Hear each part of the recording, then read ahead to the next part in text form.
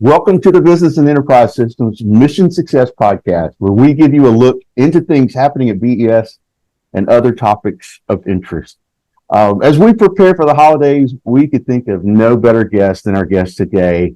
She's the chief of the Program Execution Group, Miss Marcie Rhodes. Miss Rhodes, good day to you. How are you today? Hey, I'm doing great. Thanks, John. Thank you. I appreciate this.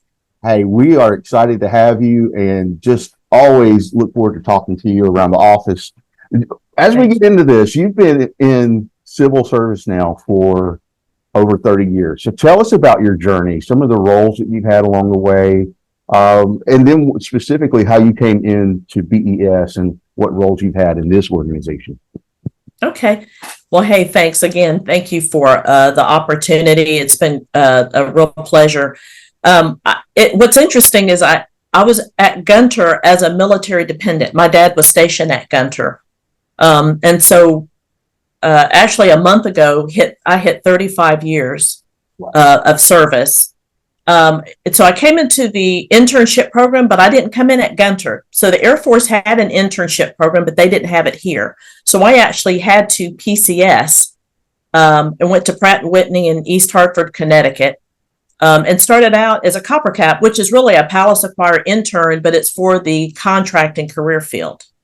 And so I came in as a price analyst negotiator for the government on site at Pratt & Whitney, and kind of got my feet wet. Didn't know anything about contracting, any of the things, which was really great. Kind of learned that, had some great folks that I worked with up there, did about 6-7 months. And then I transferred to Eglin Air Force Base, Florida. And that really opened up some opportunities for me. If I had stayed in Connecticut, I would have been a contract specialist for 3 years, just doing solely the parts, the aircraft parts.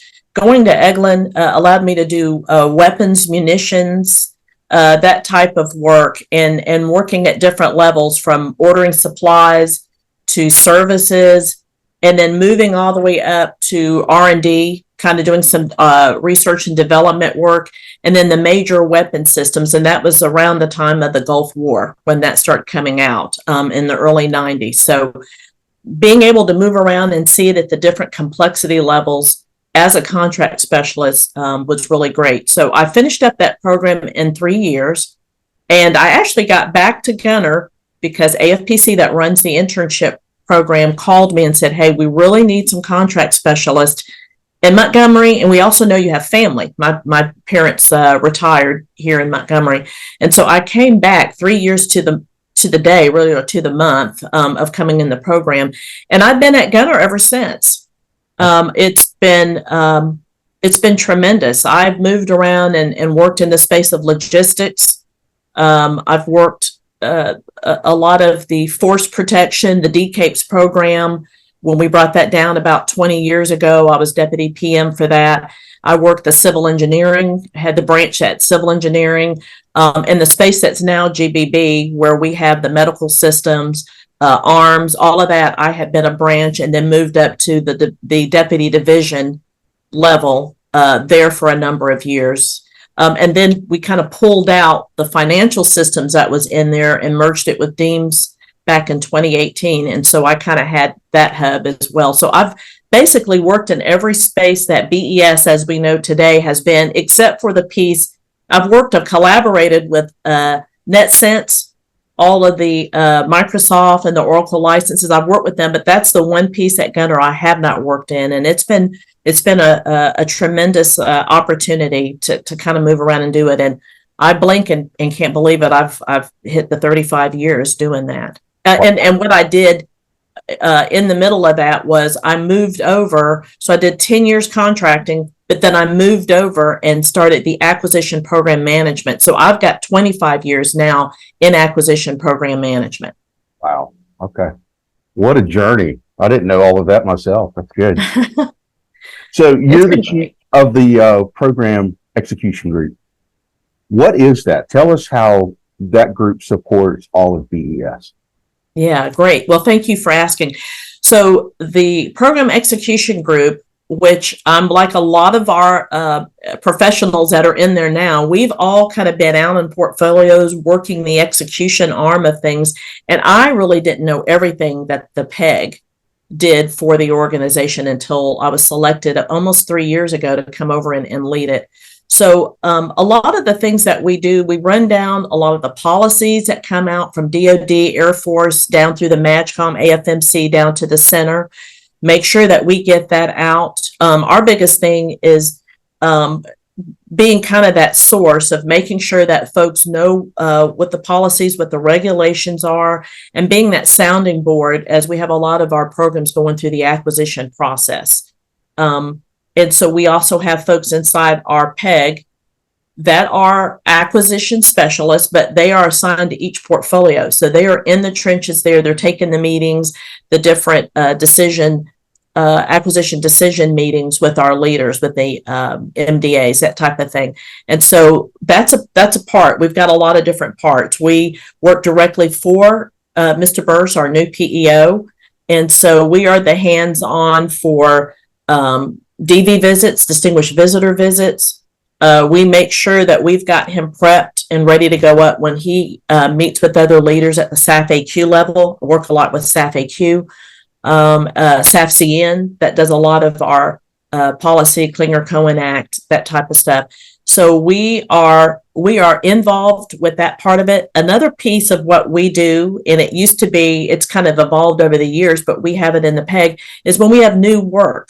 If there's new work that someone's wanting to come in and bring, that comes through us, we follow the process that goes through SAF AQ on how to bring it in, where we actually do an assessment and we look and say, yeah, if you're going to bring it, we're the right PEO, we're the right fit. And so there's a process, and we have some folks that work with us inside the PEG that will guide you through that process. So we do protocol. We've kind of been the de facto protocol, which has been great. A lot of the other services we get from the host organization, which is Maxwell. But we have, since everybody is kind of coming back to the base, we've been pretty busy with that. We just had our new LCMC engineer director here for a visit yesterday. And so we had some folks plugged in, and your lead there, Stratcom, there was involved in that too. So we've got a lot of things.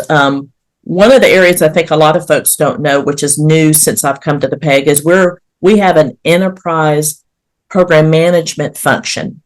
And that means that there's a requirement and it spans more than one portfolio, one division.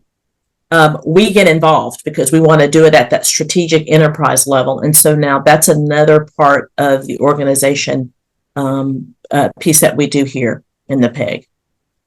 So really, you're leading the hub of all the divisions.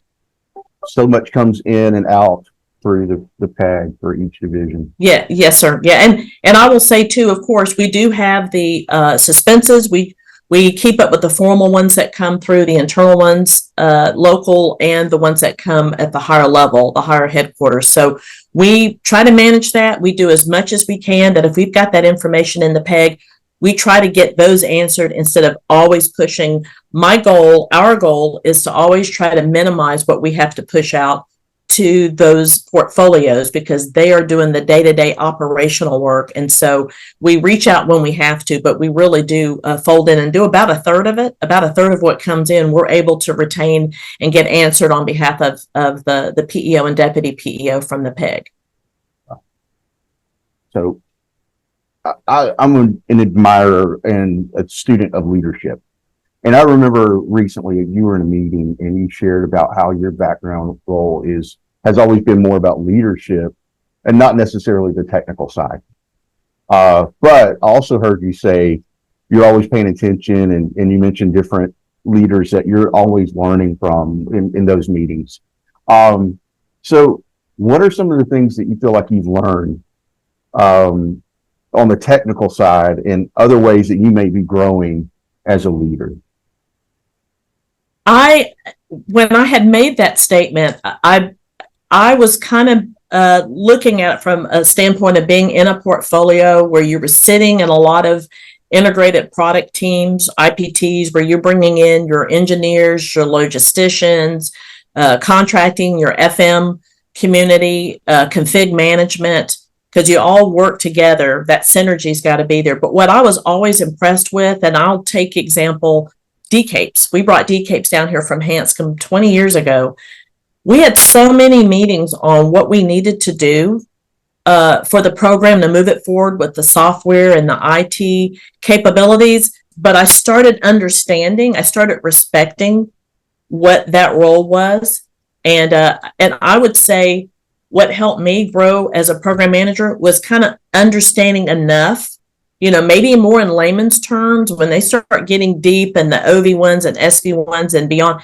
A lot of that's over me, but I really appreciated when I could walk out and I understood a conversation that engineers were having about what we were trying to do for our system. And so I think that's key. I think that's really, that has helped me grow so that I understand, at least I know now kind of what questions to ask. Mm-hmm. And I manage the Palace Acquire program management program here at Gunter for Mr. Burse. And that's one thing I'm always telling the interns. There's never a bad time to jump into our world and what we do, because it's changing all the time. You can have folks that have 30, 40 years, and you can have somebody brand new in the door, and we're probably all learning something new because things just evolve that quickly. So never be afraid to ask questions so that you understand, and not only understand what they're doing, but how you fit in that equation. You always want to know, and I'm always wanting folks to understand how you contribute. What role do you have and how do you contribute to it? So when I talk about the technical, it's understanding all of it. And I do that actually with the PACs that are here, the interns. We try to give them a little rotation in contracting, a little bit in the FM world, because those are those specialists that they're going to have to work with as they get elevated as program managers. It's more of an appreciation. Good. And we just talked about the PEG being the hub. And we talked about this now of how you want to be able to speak the language of all the people that you're dealing with. So the PEG is not just a liaison, but there's really a lot going on as far as keeping such synergy with all of the different divisions. So what are some of the challenges you run into with that? And what are some of the rewards that you get out of this? I would say it's a challenge, but it's a good challenge because it stretches us. We're such a small group that each of our specialists in the PEG know their job as a primary and they're an alternate in some other area, right? Because we want to be process driven and not people driven when folks need to take leave or be away. But I would say the biggest challenge that I challenge my team every day is what other avenues can we use to communicate? Making sure we're getting this information in from the higher headquarters, or what the intent is, the director's intent or commander's intent of Mr. Burse and Colonel Costello. But how do we communicate that so that what we know is filtered down, not at the portfolio or division leader, but all the way down to the folks that are doing the program management day to day. And so we're always trying to find different avenues. We have done the chat and choose. That's one way over the years. We pick certain things, and it's not just us, but we facilitate that. And I know that GBQ has done a lot of things about the tools that they offer to get things out. We give a platform for them to get that word out. We've got the pegograms. When we're finding out new guidance or links of things that we want to share with folks, that's always what we want to do. We want to continue to find a way to communicate and over communicate what folks have at their fingertips. And I've actually done that as kind of a PEG call. I've done it with a couple of divisions. I'm going to do it again. We've got some new leaders and I want to get that in, but we kind of run through, here's what we have. I don't know if you know, but these are all the services that we provide to you. And that's really gone a long way. I did it with a couple of new leaders, and then they turned and said, hey, I think the rest of my division needs to know that. And so we've done a couple of those. And I actually offered that to some of the other new leaders that have come in, that at any time when they're having an all-call I'm glad to come in and give an abbreviated version of this is what we do, because I really learned a lot. And I think I learned a lot of things that Peg was doing. I didn't know because it never filtered down to where I was in the division. Right. So as a leader, you're leading all of this, you're leading these different elements of the PEG and interacting with other leaders. You just mentioned you're always trying to grow.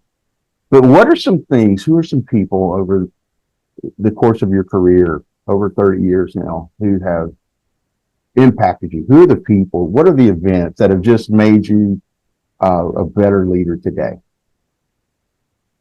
Gosh, there's a few. There's some former leaders, supervisors that I've had that I still keep in touch with. That's helped mold my relationship. But the whole person, I would say it's my parents, and I would say specifically it's my dad.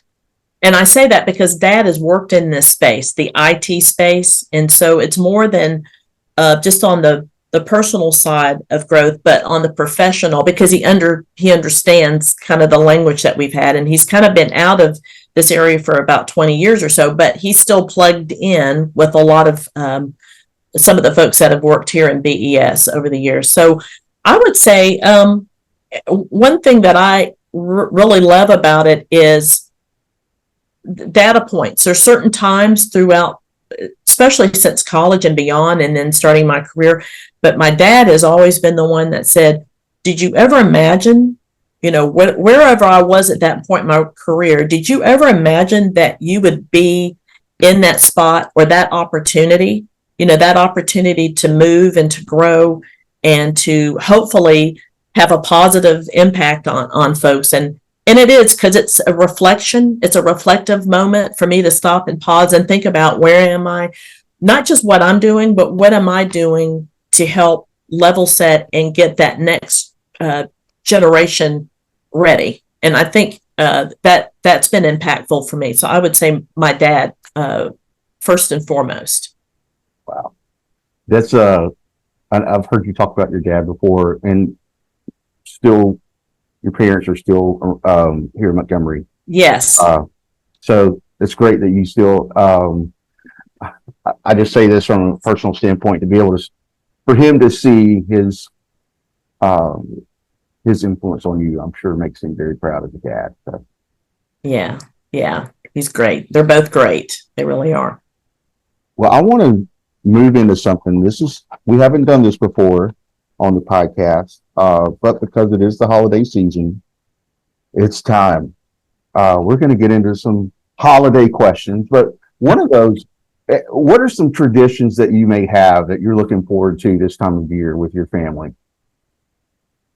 Yeah, I love Christmas. I love it. And I think that was, that really came from my own childhood, that time with my family, to spend it. And I cherish that. So, my children are young adults now. I think this might be more me than them, but, there's just little things that we've done that we've incorporated as a family.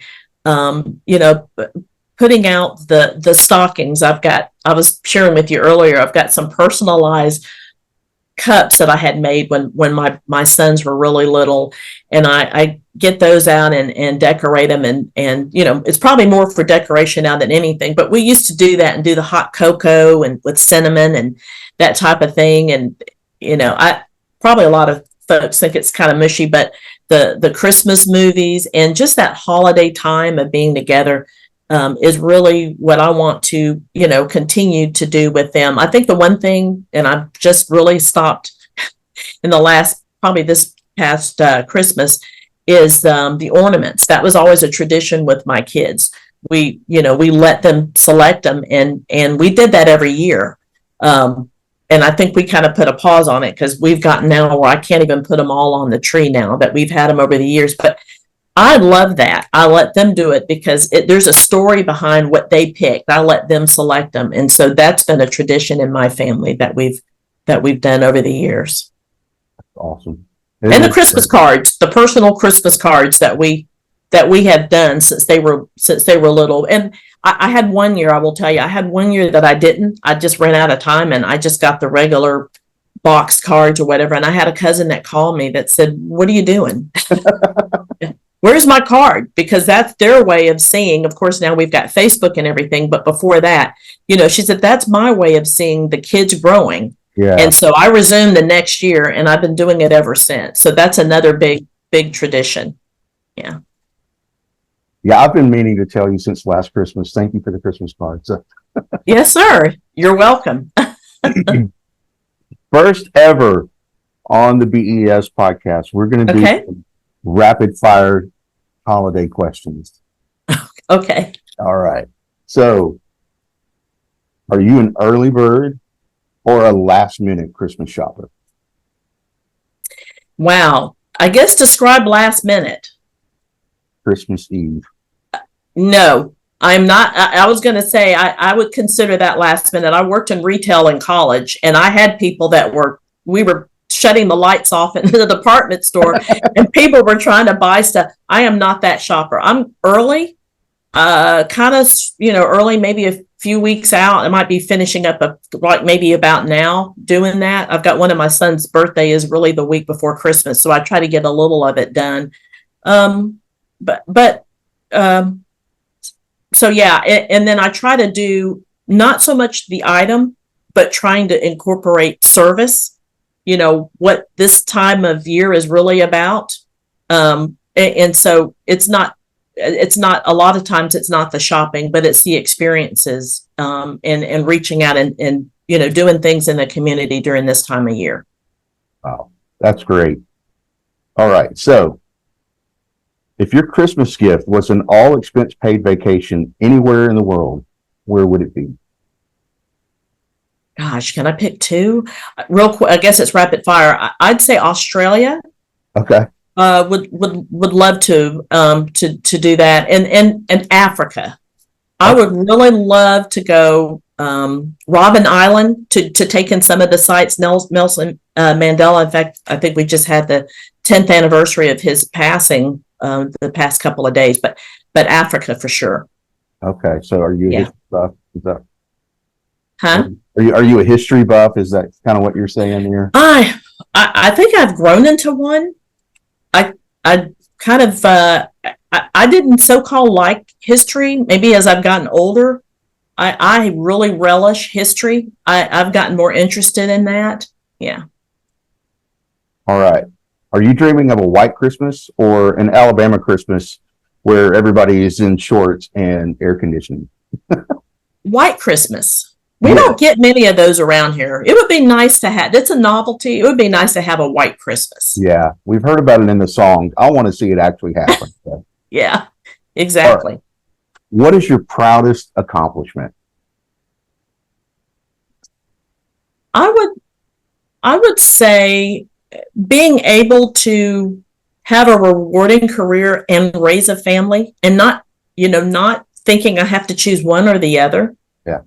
I think that's been really it. I've been really proud of that. I think it's not just me. I don't want to say it's all on me. It's on family.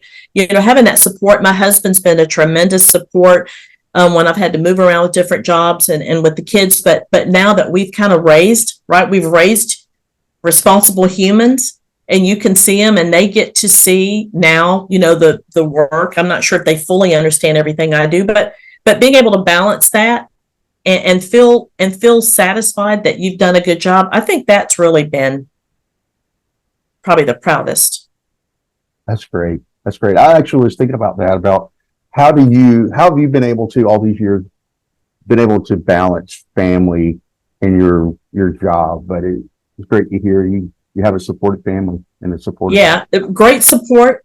Like I said, my folks are here. So when my kids were younger, and a lot of folks don't have it. When we're talking to our, not just the military, but even on the civilian, a lot of folks are away from family, and that's been really good to kind of have that. But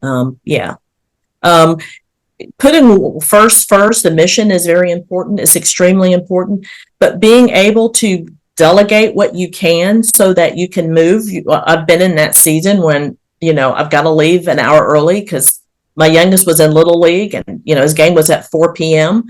And, you blink and, they're out on their own and driving themselves and stuff, but being able to balance that and just knowing when it's time to shift. And I will say, I could not do that on my own. Having tremendous leaders, bosses that understood that, I think that was really key. I was really blessed along the way that I had some that understood. They already had their families a lot of times, or they were kind of in that season as well. And they understood. I didn't have any problems when I needed to be off to do that and support, to chaperone a field trip or go to a baseball or basketball game. That's awesome. Yeah. All right. One last question. Okay. What is one thing you're deeply grateful for right now?